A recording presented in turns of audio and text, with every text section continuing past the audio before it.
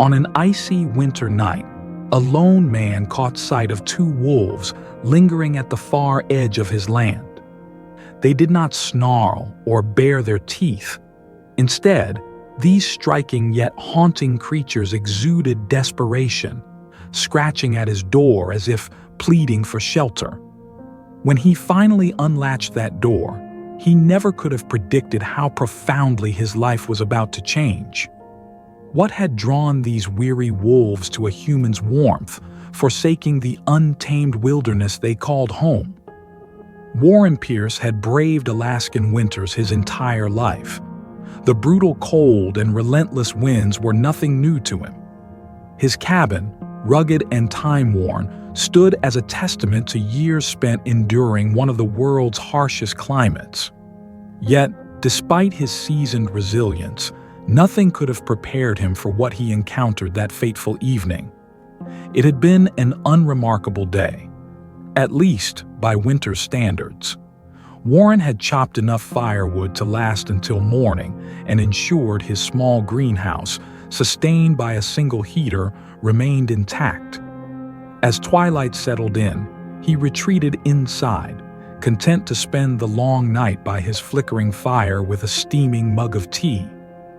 Then, a strange noise interrupted the stillness, a soft, persistent scratching at his front door, accompanied by faint whines that carried through the frozen air. His first thought was a stray dog, perhaps one of the feral canines that occasionally roamed near town. But when he peered out the frost-rimmed window, his pulse quickened. On his porch stood two gaunt wolves. Their thick coats, dulled by snow and ice, clung to their skeletal frames. Their visible breath came in shallow puffs, and rather than hostility, their eyes gleamed with something else, an unspoken plea. Caution warred with instinct. Wolves were apex predators, untamed and unpredictable. But these creatures were not prowling with menace. They were trembling, weakened by the merciless cold. Against his better judgment, Warren retrieved his flashlight and cracked the door open. The nearer wolf hesitated, then took an unsteady step forward, its golden eyes locking onto his with a silent urgency. In that instant, any fear he harbored was eclipsed by something deeper: compassion. What had driven these creatures to abandon their instincts and seek refuge with a man? And if he allowed them inside, would his kindness prove to be a mistake? Thus began an extraordinary chapter in Warren's life, one that would test his resolve, challenge his understanding of nature, and lead him to an outcome he never could have foreseen. Warren lingered at his doorway, heart pounding as he took in the surreal sight. Snow swirled around the wolves, gathering in restless drifts at their feet. The temperature had plunged well below zero, and the animals quivered in the relentless wind. Their luminous eyes, deep pools of yearning, seemed to beg for mercy. It was both mesmerizing and deeply unsettling, wild predators seeking sanctuary in a human's domain. His grip on the doorknob tightened. Logic dictated that inviting wolves inside was an unwise gamble. They were untamed, unpredictable, and potentially dangerous. Yet as he studied their exhausted forms, their gaunt faces etched with quiet suffering, the hesitation within him weakened. These were not aggressors. They were survivors at the end of their strength. Steeling himself, Warren exhaled and made a choice. Bracing against the cold, he opened the door wider, a silent invitation. The wolves exchanged a glance, if such a thing could be called that, before cautiously stepping forward. Their paws left ghostly imprints in the snow as they crossed the threshold. The instant their fur met the warmth inside, a tremor passed through them, as if releasing the burden of miles spent battling the cold.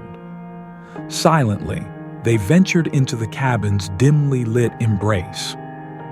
Moving with measured care, Warren shut the door, sealing out the raging night. He muttered a quiet prayer that his instincts had not led him astray. For a moment, the wolves remained motionless, their breath loud in the cabin's sudden hush. Then, with slow, deliberate movements, they began to explore, noses sweeping along the floor, inhaling the unfamiliar scents of wood, smoke, and human habitation. Warren stood watch, taking in their every move. The smaller of the two, marked by a patch of silver fur along its back, walked with a subtle limp, favoring one leg. Its ribs jutted sharply beneath its matted coat, a sign of prolonged starvation. The larger wolf, distinguished by a scar across its muzzle, held a quiet authority despite its frail state. Even in their weakness, they carried an undeniable grace. Warren crossed to the fireplace, feeding another log into the hungry flames. The firelight flickered, casting shifting shadows on the walls, infusing the space with a golden glow. The wolves turned their attention to the warmth, one uttering a soft, wistful whine as it inched closer. Perhaps they had never known such comfort. As the cabin's warmth seeped into their bones, another reality dawned. These wolves needed nourishment. Warren rummaged through his modest pantry, retrieving the meat he had set aside for his own dinner. He debated whether offering raw cuts was a wise decision, but given their condition, he saw little alternative. Returning to the living area, he placed the food on the floor before stepping back. The smaller wolf moved first, sniffing hesitantly, before taking a cautious bite.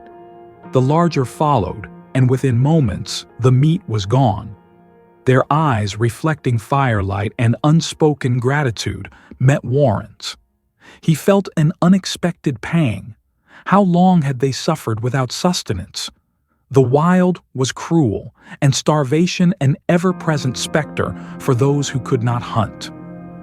As the last scraps disappeared, the wolves' tension eased, their rigid bodies relaxing fractionally. Warren, keeping a respectful distance, settled into his chair beside the fire. He remained acutely aware of the risk, yet something in their demeanor reassured him. They were drained, their battle with the elements nearly lost, and in their moment of greatest vulnerability, they had sought out an unlikely refuge. For now, the unlikeliest of truces had been formed, and Warren had no way of knowing just how much this decision would alter the course of his life. The sheer fact that they permitted him such proximity spoke volumes, of desperation, of trust. Hours slipped by in an unspoken companionship. Warren tended the fire, flipping absent-mindedly through an old novel he'd read more times than he could count. Meanwhile, the wolves dozed fitfully, their rest disturbed by the occasional gust of wind outside or the subtle crackling of the fire. At one point, the larger wolf whimpered in its sleep, paws twitching as if lost in a dream. Warren had the fleeting impulse to soothe it, but refrained, respecting the fragile boundary between them. The night stretched on, and eventually, Warren fashioned a makeshift resting place near the warmest corner of the cabin. He coaxed the wolves toward it, offering blankets and adding extra logs to the fire. They accepted the spot with quiet wariness, curling up with noses tucked beneath their tails. Observing them, Warren realized fatigue weighed on him as well. The day had been anything but ordinary, and he needed rest. Before turning in, he made his usual round of checking the locks on doors and windows, an old habit ingrained from years of living in bear country. Now, with 2 wolves under his roof, the ritual felt even more significant. As he dimmed the lights, he sent up a silent hope for an undisturbed night, free from fear or regret. The cautionary tales of wolf attacks drifted through his mind, yet instinct whispered that these creatures meant no harm. Dawn arrived sooner than expected, creeping in through the frost-laced windows. Stirring awake, Warren braced himself for whatever he might find, but instead of chaos, he found quiet. The wolves were awake, watching him with expressions he could only describe as weary gratitude. He stoked the fire and noticed the smaller wolf moving gingerly, its limp worse than the night before. Concern tugged at him. Kneeling slowly, he extended his hand. The wolf regarded him warily, but didn't retreat.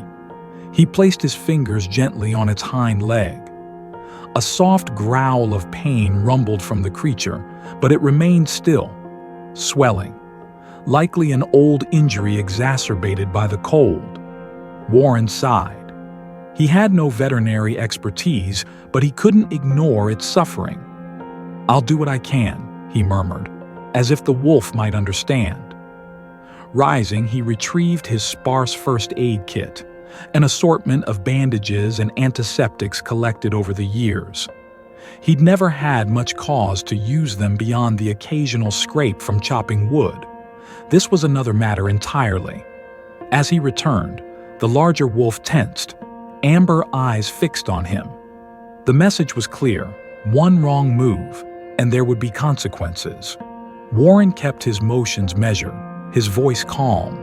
He knelt beside the injured wolf, who lay trembling on the blankets, its body caught between exhaustion and the survival instinct that still flickered in its bones.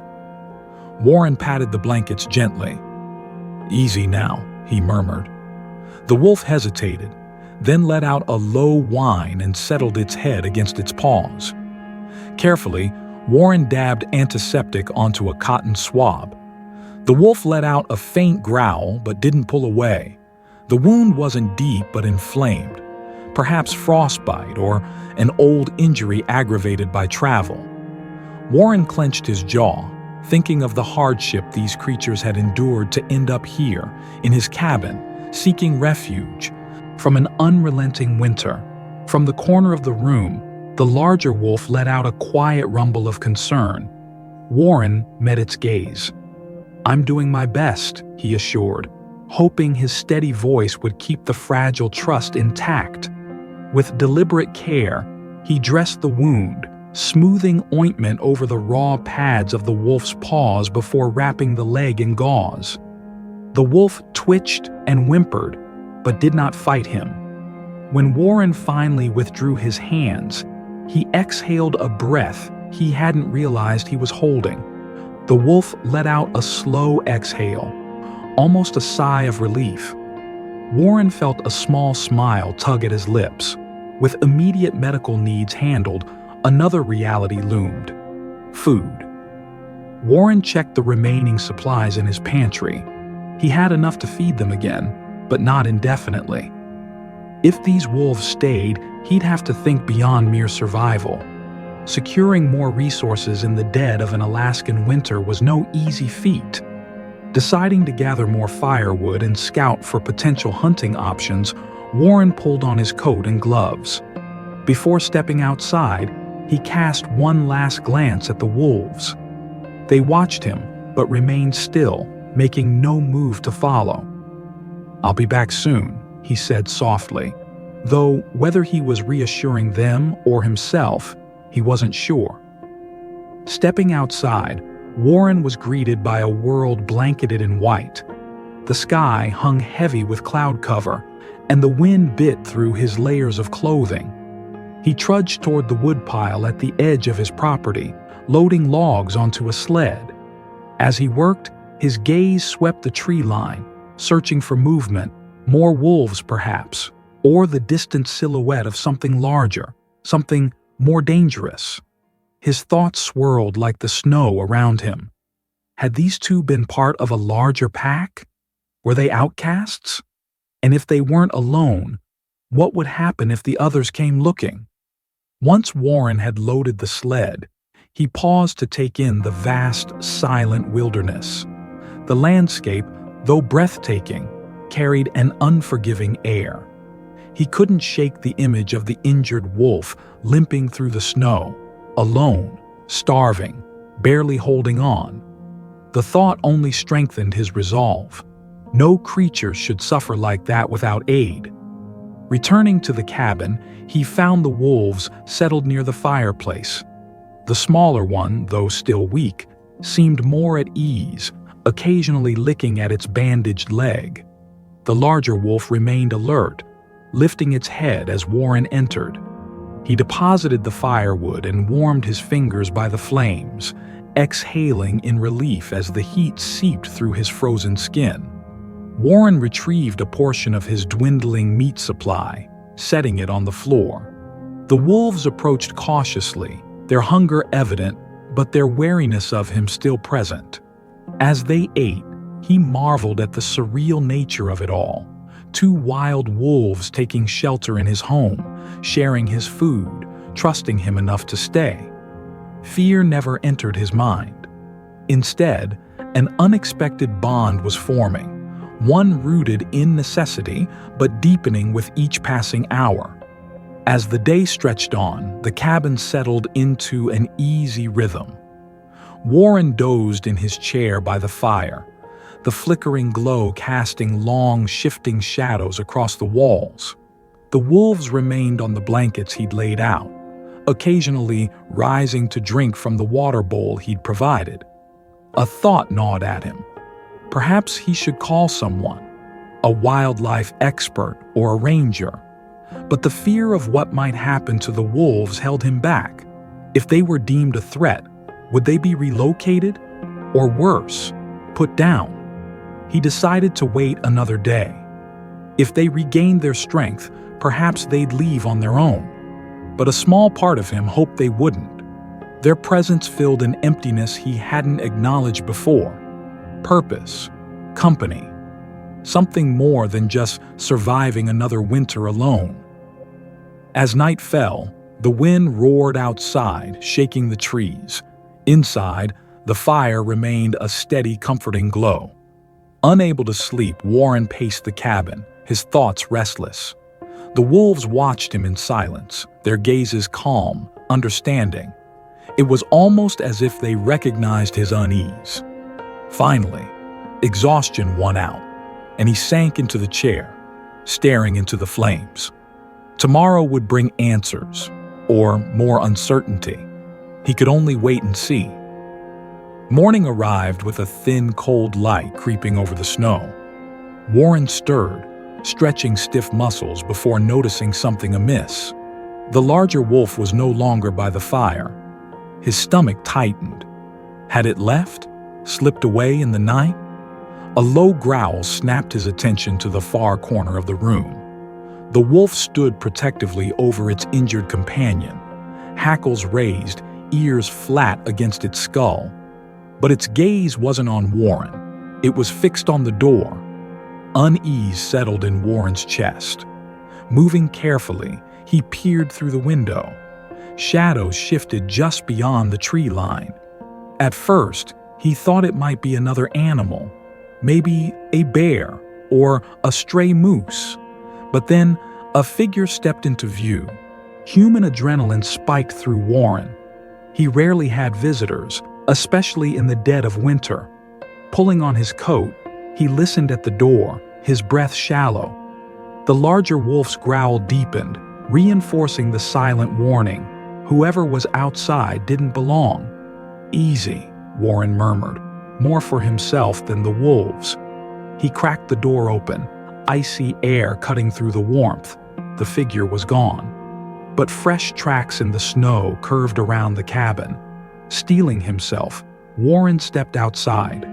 The cold bit at his face as he scanned the tree line, eyes narrowing at the movement near the woodpile. His gut wavered between caution and curiosity. Someone might be lost, or they could be a threat. Summoning his resolve, he called out, "Hello? If you need help, say something."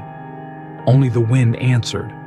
Frowning, Warren followed the tracks, every footstep crunching in the stillness.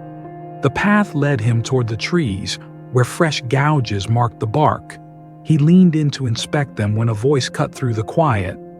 "Are they inside?" Warren spun, heart hammering. A woman stood a few paces away, bundled in a thick parka, her hood and scarf concealing most of her face. Only her eyes, sharp and full of urgency, were visible, flickering toward the cabin. His pulse quickened. "Who are you?" he asked, keeping his tone even despite the unease curling in his gut. Her gaze didn't waver. "I'm tracking those wolves," she said, as if it were obvious. "They belong to a pack nearby. They disappeared days ago, and I've been looking for them." Warren stiffened. Tracking them? His thoughts raced. Did she mean to harm them? Or was she something else? Park service, a researcher? She sighed, her breath forming a cloud in the frigid air. "Not like that," she said, reading his suspicion. "I'm trying to help them. I work with a wildlife rehabilitation group. We've been monitoring this pack for a long time, especially those two." Her voice softened with concern. "The smaller ones injured and separated from the pack. They won't survive alone." Relief washed over Warren, but wariness lingered. "Then why not come to my door instead of sneaking around?" The woman hesitated, then looked away, as if embarrassed. "I wasn't sure what I'd find. I had to confirm they were here first. People aren't always understanding when it comes to wolves." Warren couldn't argue with that. He studied her for a moment, then stepped aside. "Come inside, but move slowly. They're wary of strangers, and I don't want them spooked." As he led her in, he braced himself for the wolves' reaction. The larger one immediately stiffened, letting out a low, warning growl. It placed itself between the woman and its injured companion, its golden eyes locked on her every move. She pulled back her hood and unwound her scarf, revealing a face etched with exhaustion, but softened by quiet determination. Crouching low, she extended her hands, palms up, a universal gesture of peace. "Hey there, big guy," she murmured. "It's all right. I'm a friend." Her voice carried the practiced calm of someone who had spent years working with animals. Slowly, patiently, she edged closer. Warren watched in amazement as the wolf, though tense, did not retreat. Over her shoulder, she spoke. "Kara," she said simply. "I'm a field researcher at the Northridge Wildlife Center." Kara's presence seemed to ease the tension in the room. As she examined the injured wolf's leg, she gave Warren an approving nod. "You did a good job cleaning this up. Might have saved her life." He exhaled, only now realizing he had been holding his breath. "I just did what I could." As Kara worked, she explained that these wolves belonged to a pack the center had been monitoring due to dwindling numbers in the region. The injured wolf, a young female, had likely been caught in a trap or wounded in a territorial dispute. The larger wolf, she suspected, was her sibling, her only family. They had disappeared during the last blizzard, and the research team had feared the worst until she'd picked up their tracks. As she spoke, the wolves gradually relaxed. Perhaps they recognized her scent, her voice. Warren felt both relief and an unexpected pang of sadness. Their time with him was drawing to an end. "You're going to take them back to your center?" he asked quietly. Kara nodded. "We have an enclosure where we can properly treat her leg. Once she's healed, we'll release them back into their territory." She hesitated, then added, "But only if you're okay with that. They are on your land, after all." Warren looked at the wolves, a strange tightness settling in his chest. In just a few days, they had become more than just wild animals sheltering under his roof. Yet he knew what had to be done. "It's what's best for them, right?" "It is," Kara confirmed gently. "They'll have the best chance at survival once they're healthy and back with their pack." Warren nodded, forcing a small smile. "Then let's do what needs to be done. I'll help however I can." Kara set her gear in the corner and knelt beside the injured wolf, gently probing the bandaged leg. Her brow furrowed as she took note of the swelling. "It's not infected," she murmured, "but she'll need proper treatment. You did well with what you had." A mix of pride and relief settled over Warren as he watched her work. The larger wolf let out a soft whine, its concern for its companion evident. "Wolves form incredibly strong family bonds," Kara said, watching the guardian wolf carefully. "If she's hurt, he won't leave her." Warren had seen that bond firsthand, how the larger wolf had shielded its sister, shared its warmth through the stormy nights. He admired their loyalty, their resilience. As evening deepened, Warren suggested they wait until morning to move the wolves. Kara agreed, noting that minimizing their stress was key. She suggested they begin acclimating them to the idea of travel. "I have a snowmobile," Warren offered. "It could help us get to your team faster, at least part of the way if the roads are bad." Kara's face lit with relief. "That's perfect. My truck's parked a few miles out, but the snow's too deep to drive it here safely." For the next hour, they worked out a plan. Kara would radio her colleagues at dawn to prepare an enclosure at the center. Warren would help transport the wolves across the snow-covered terrain. It all sounded simple enough, but Warren knew better. Out here, the wilderness rarely cared for human plans. As the sun dipped below the horizon, the cabin glowed warmly from the firelight. The two wolves rested side by side, their breathing slow and steady. Kara watched them with a quiet tenderness. "I've tracked them for months," she said softly. "They used to run with a pack of about 6, but we lost their signals during a blizzard. I feared the worst." Warren poked at the embers in the fireplace, a pang of empathy tightening in his chest. "They must have been separated somehow. It's a miracle they found me, or that I found them." Kara nodded.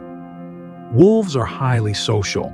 Being cut off from their pack can be a death sentence, especially for an injured member. It's incredible they survived this long. Their conversation drifted to lighter topics. Kara's work as a researcher, Warren's life in the remote wilderness, the challenges and solitude that came with it. Outside, the wind had stilled, leaving a silence that felt both peaceful and profound. Every so often, the wolves stirred, letting out soft exhales, reminders of their presence and the fragile trust they had placed in Warren. Before turning in for the night, Warren set out food for them. Kara watched with quiet intrigue, impressed by how at ease the animals seemed in his presence. "You've done something remarkable here," she said, admiration in her voice. "Most wolves would be too terrified or aggressive to accept this kind of help. But they trust you. That's rare." Warren flushed slightly, unaccustomed to such praise. "I couldn't just leave them to freeze," he murmured. "They were desperate, and I guess I was too." Kara's expression softened. "You needed them as much as they needed you?" He hesitated, then gave a small, knowing smile. "Maybe." That night, the wind returned, howling around the cabin. The structure groaned under the force of the gusts, snow pelting the windows. Warren and Kara woke intermittently to check on the wolves, but despite the storm, the animals slept soundly. The larger wolf would lift its head now and then, ears twitching, scanning for danger. Each time, it seemed to realize it was safe, and it would settle back down beside its sibling. By morning, pale light filtered through the frosted windows.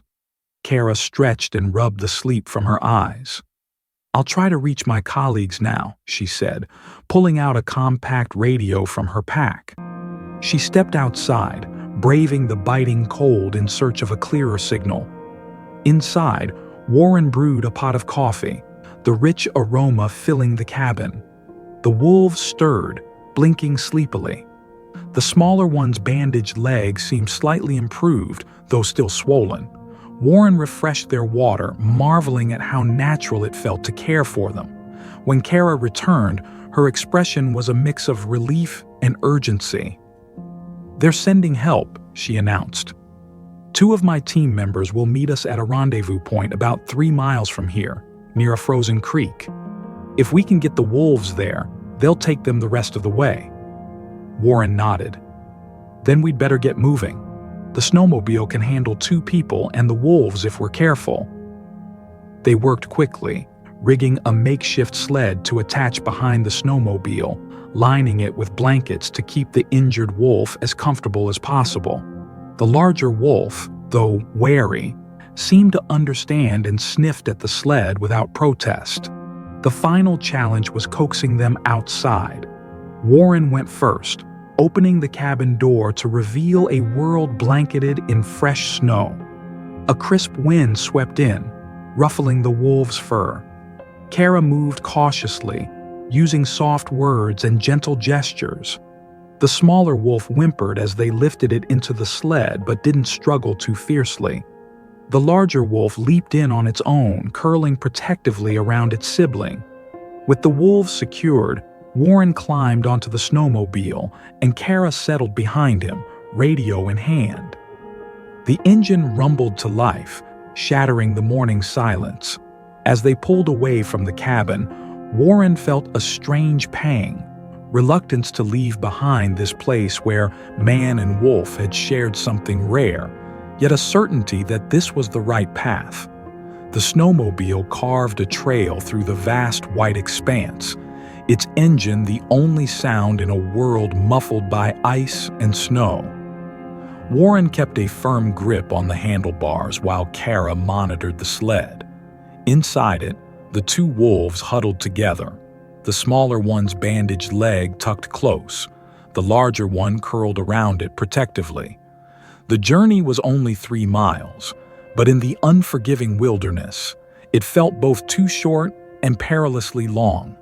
The mountains loomed in the distance, their peaks shrouded in shifting clouds. Then Warren noticed a shift in the sky, a bank of steel-gray clouds thickening on the horizon. A storm was coming. Kara caught his glance. "They said they'd meet us in about an hour," she called over the wind. "We need to keep a steady pace." Warren nodded, urging the snowmobile forward.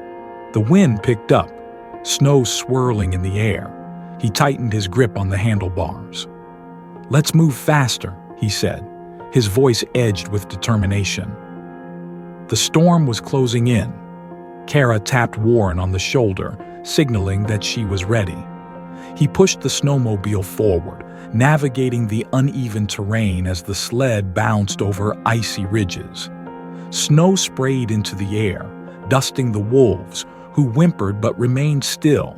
Whether from exhaustion, trust, or instinct, Warren couldn't tell.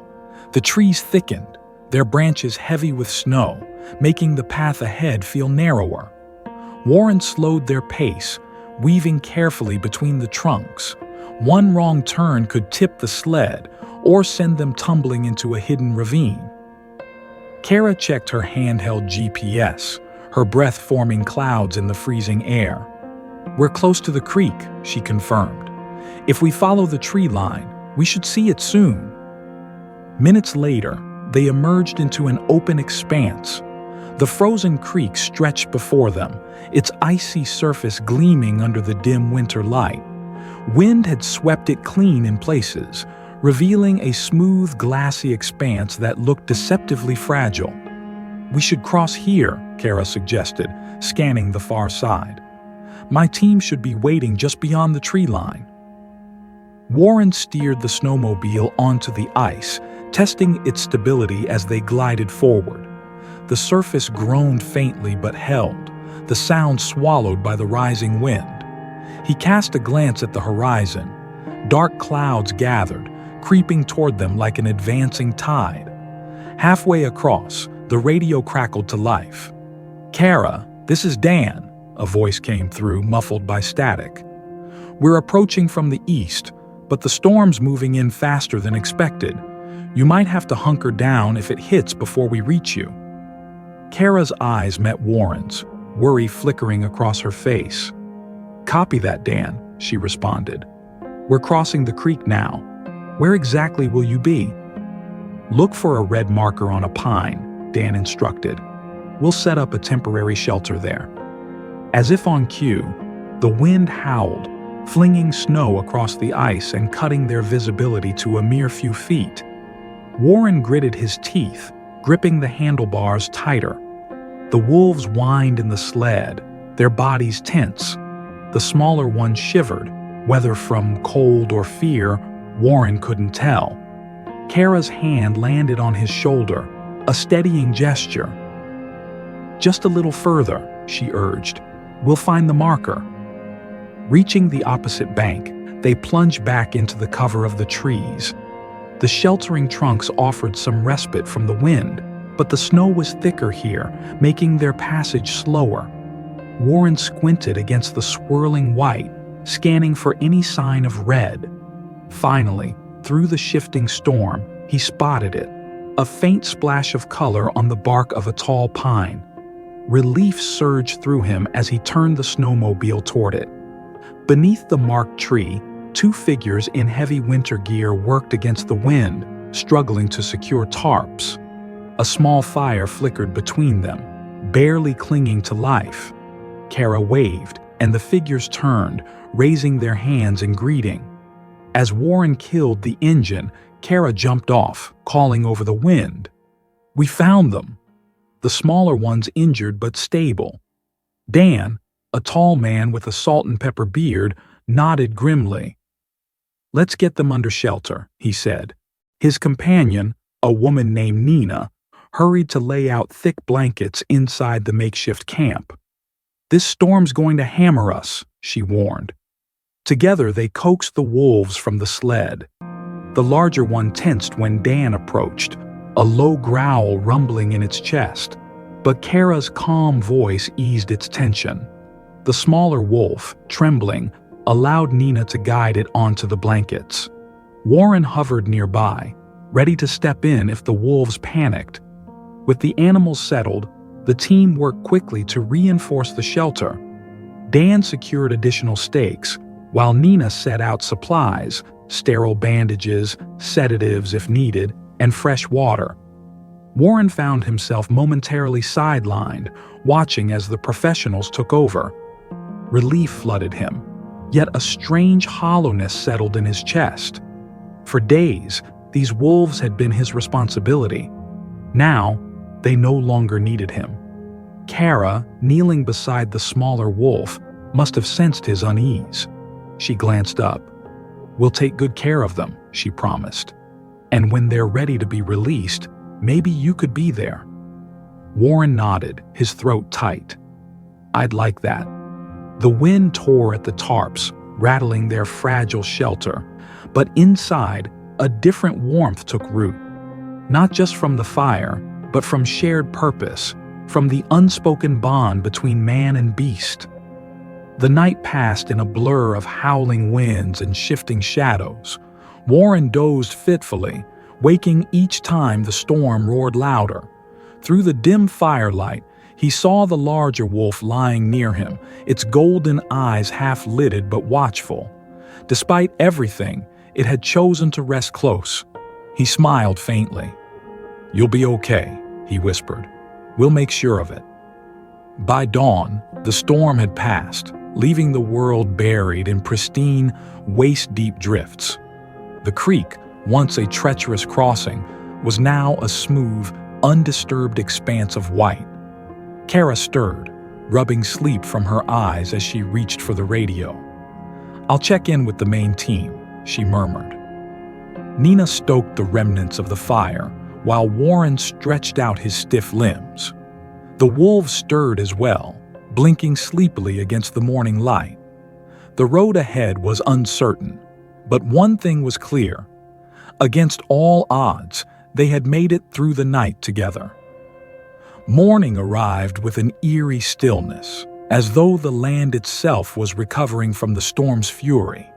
Sunlight glinted off the untouched snow, painting the world in blinding white and fragile gold.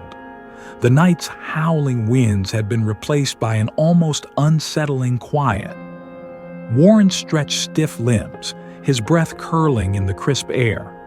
The storm had passed, but something in his gut told him their challenges weren't over yet. Kara's radio crackled to life, shattering the silence. She grabbed it quickly. "Dan? Do you copy? The storm's cleared. How's your location?" She listened intently, her expression tightening. Warren caught only snippets of Dan's response through the static, but Kara's face said enough. When she turned to him, her voice was measured but laced with concern. "The road leading to the Wildlife Center is blocked by fallen branches and ice. They're working to clear it, but it could take hours, maybe longer."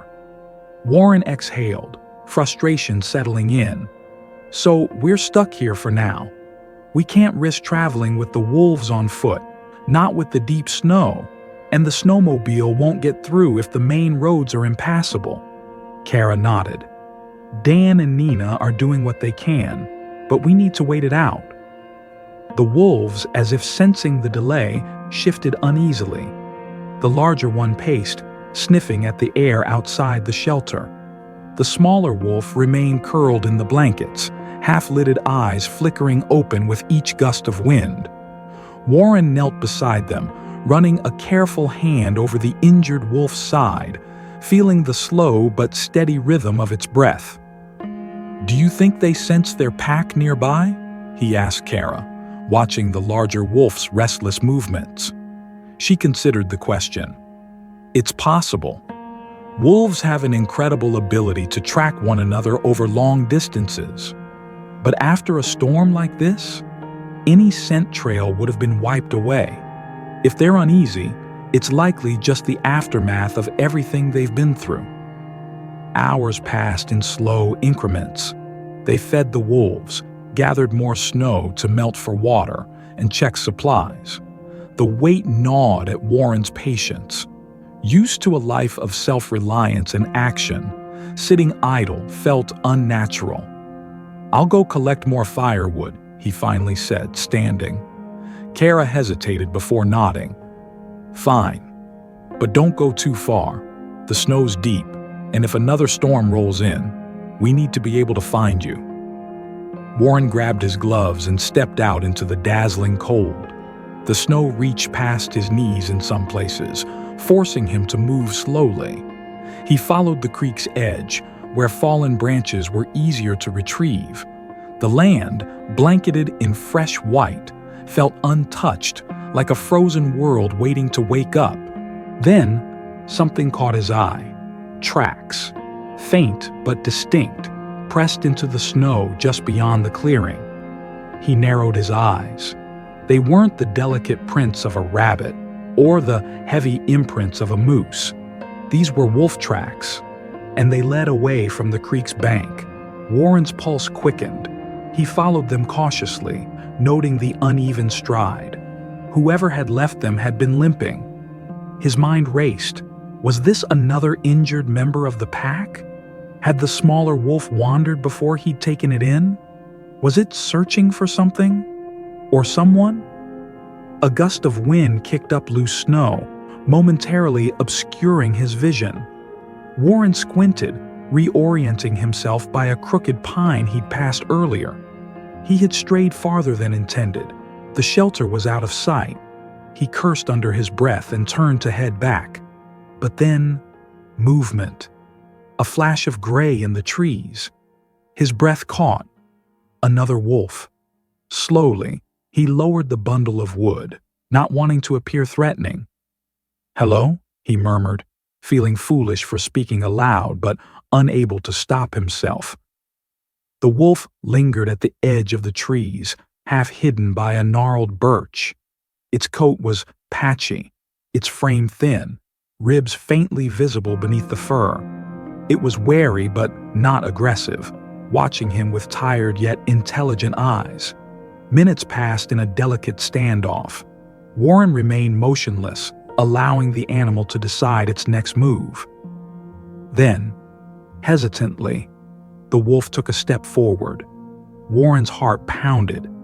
It was close enough now that he could see the exhaustion weighing on its body, the tremble in its limbs.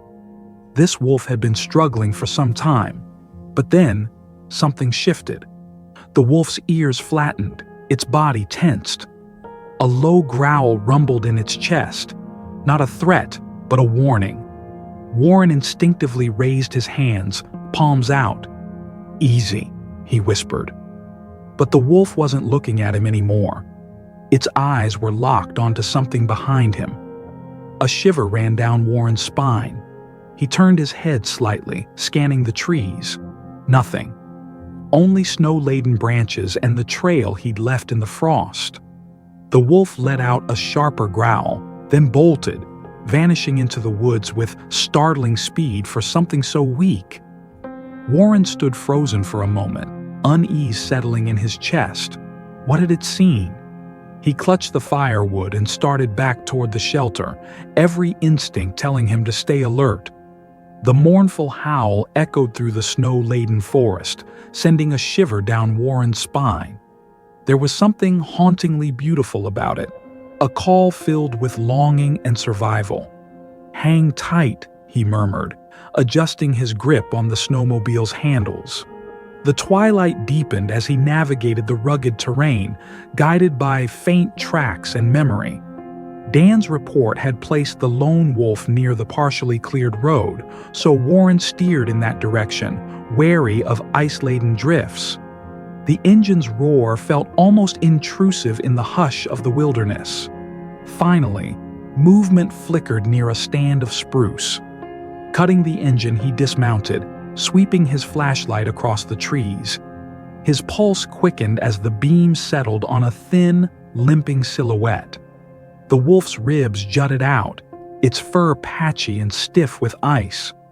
A faint growl met Warren's approach, but the creature was clearly too weak to defend itself. "Easy," Warren murmured, crouching slightly. "Your family's nearby. Let me help." The wolf swayed before collapsing onto its haunches, its body trembling with exhaustion. Pity surged through Warren, but before he could take another step, a figure emerged from the shadows. Dan, rifle slung over his shoulder. "Careful," Dan warned. "We don't want it to bolt." Warren nodded, relieved for the backup. Slowly, he extended his hand, a gesture of peace he hoped the wolf would understand. The animal's tired eyes caught the glow of his flashlight, and for a heartbeat, the world seemed to still. There was no more wind, no more snow, just a silent communion between man and beast. The third wolf, a ghost of the wild, let out a soft, wounded whine. Warren watched as its nostrils flared, catching his scent. A flicker of recognition, or was it simply resignation, passed through its gaze. Then with a shudder, it slumped forward, too weak to resist. Moving with care, Warren draped a blanket over the frail creature. "You're all right," he whispered. "We'll get you to your family." Dan stepped closer, eyes scanning the darkened forest. "Let's move it carefully. If we're lucky, this one might be the missing piece." Warren exhaled, lifting the wolf's head gingerly. It was lighter than he expected, a cruel testament to its hunger. Working together, he and Dan maneuvered the wolf onto the sled, securing it as gently as possible. The animal let out a weak whimper but didn't struggle. Once ready, Dan hooked the sled to his snowmobile, leading the way back as Warren followed on his battered old machine. The return journey was quiet, save for the hum of engines and the occasional crunch of ice beneath their treads. Warren's heart swelled with cautious hope. The wolves had already endured so much. Would they accept this lost member back into their fold? He thought of the bond he had witnessed between the first two, their silent understanding of each other's pain.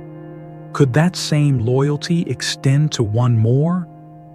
By the time they reached the shelter, dusk had settled, painting the sky in soft hues of lavender and gold. Kara rushed out to meet them, eyes wide with disbelief. "You found it?" she breathed. Warren swung off his snowmobile, nodding. "It's in rough shape, but it's alive." Together, they guided the sled inside. The two wolves already there stirred immediately. The larger one's ears pricked forward, its body tensing as it let out a sharp, questioning bark. The smaller wolf, still recovering, lifted its head in confusion. Kara moved cautiously, ready to intervene if needed. A heavy silence filled the space as Warren carefully unwrapped the blanket. The new wolf lay motionless, sides rising and falling in shallow breaths. For a tense moment, the other two remained rigid, uncertainty hanging between them like a thread ready to snap. Then, the newcomer let out a quiet, pleading whimper. Recognition flashed in the larger wolf's eyes. Its posture shifted from wary to something softer, something deeply familiar. With careful steps, it closed the distance, sniffing the collapsed wolf before letting out a low, resonant whine. The smaller wolf, despite its injuries, inched closer, ears flicking forward as it too let out a soft cry. They knew each other. Kara exhaled, the tension melting from her shoulders.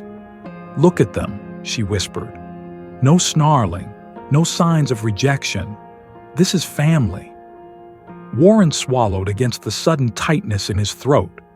The larger wolf lowered its head, nuzzling the weakened one, offering comfort in a way no human ever could. The smaller wolf joined in, a gentle reassurance. Within moments, the three had settled together, their bodies pressed close, sharing warmth, sharing survival.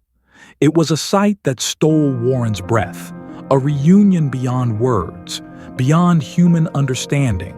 Kara's radio crackled, shattering the spell. Dan's voice came through urgent. "Road's finally clear enough for the truck. We'll be at your location in 20 minutes." The team sprang into action. The wolves needed safe transport, but this time they wouldn't be traveling alone. They would go together, as they were meant to. As the truck rumbled away, Warren stood with Kara, watching the taillights fade into the snowy landscape. He felt a strange mix of emotions: relief, gratitude, and an unexpected ache at their departure. "You're welcome to visit them at the center," Kara said softly. "Once they're healed and ready, we'll release them back into the wild." Warren nodded, his voice thick with emotion. "I'd like that," he said. "I need to see them free, where they belong."